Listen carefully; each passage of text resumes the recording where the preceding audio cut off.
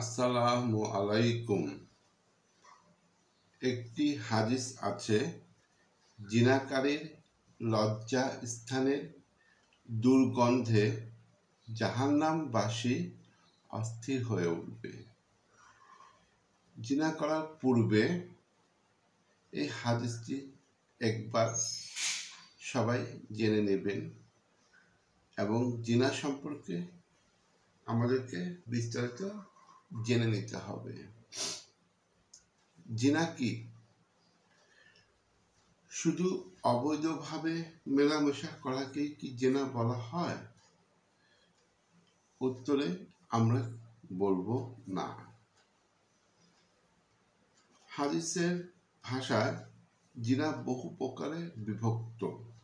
যেমন 1 নম্বর আমরা বলতে পারি, কোনো বেগানা নারী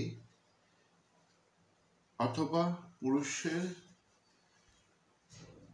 প্রতি দৃষ্টি দেওয়াই এক ধরনের চোখের জেনা। যৌনতা সম্পর্কে অশ্লীল কথাবার্তা বলা, এটা এক ধরনের জিহ্বার জেনা। 3 নম্বর, বিবাহ সম্পর্ক ছাড়া অবৈধভাবে কারোর সাথে মেলামেশা করা এক ধরনের জেনা। তারপর ব্যভিচারের উদ্দেশ্যে যদি আমরা কোথাও হেঁটে যাই বা হেঁটে যাওয়াকেও ওই যে এক ধরনের পায়ের জেনা, এটা হচ্ছে এক ধরনের পায়ের জেনা। এবং 5 নম্বর আমরা বলতে পারি, জিনা কল্পনা করা, জিনার যে কল্পনা করা বা আকাঙ্ক্ষা করা, এইটা হচ্ছে এক ধরনের মনের জিনা।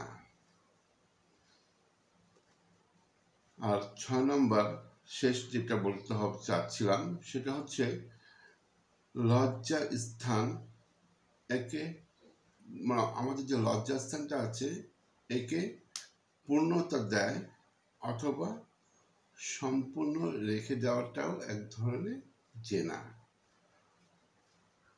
অথচ আমরা কেবলমাত্র সর্বশেষ যে ধাপের কথা বললাম সেটাকে জিনা মনে করে থাকি।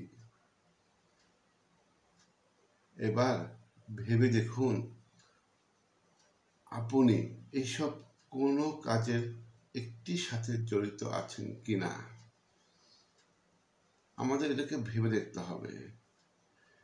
জিনা স্পষ্ট হারাম।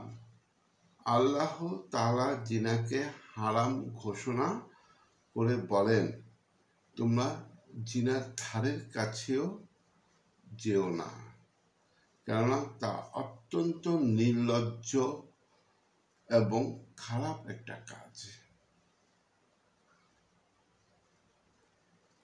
জিনার শাস্তিটা অত্যন্ত ভয়াবহ। রাসূল সাল্লাল্লাহু আলাইহি সাল্লাম বলেছেন, আমি স্বপ্নে একটি চুলা দেখতে পেলাম যার উপরে অংশ ছিল বেশ চাপা আর নিচের অংশটা ছিল এক ধরনের প্রশস্ত, আর সেখানে আগুন উত্তপ্ত হচ্ছিল এবং ভিতরে নারী পুরুষের চিল্লাচিল্লি হচ্ছিল। আগুনের শিখা যখন উপরে আসলো, তারা উপরের দিকে, মানে নারী পুরুষের উপর দিকে উঠে আসতো, আবার যখন এটা স্তম্ভিত হতো তা নিচের দিকে নেমে আসলো।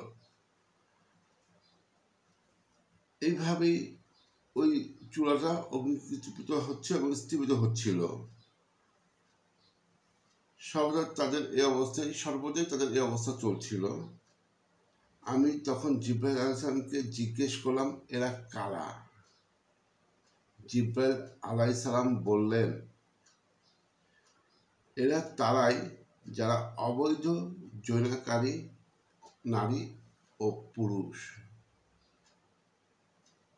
সেদিন জিনাকারীকে পিপাসা মেটানোর জন্য পচা দুর্গন্ধ পানি পান করতে দেয়া হবে।